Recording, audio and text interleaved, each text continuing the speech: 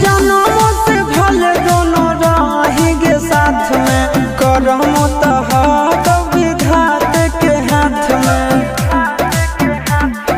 कन्हैया से मिल जाते हमारा तो मंगल तियल कान के है याद सोना, मंगल तियल कान के। जोड़ी है बनावल भगवान के, दोष न है इंसान के है याद सोना, दोष न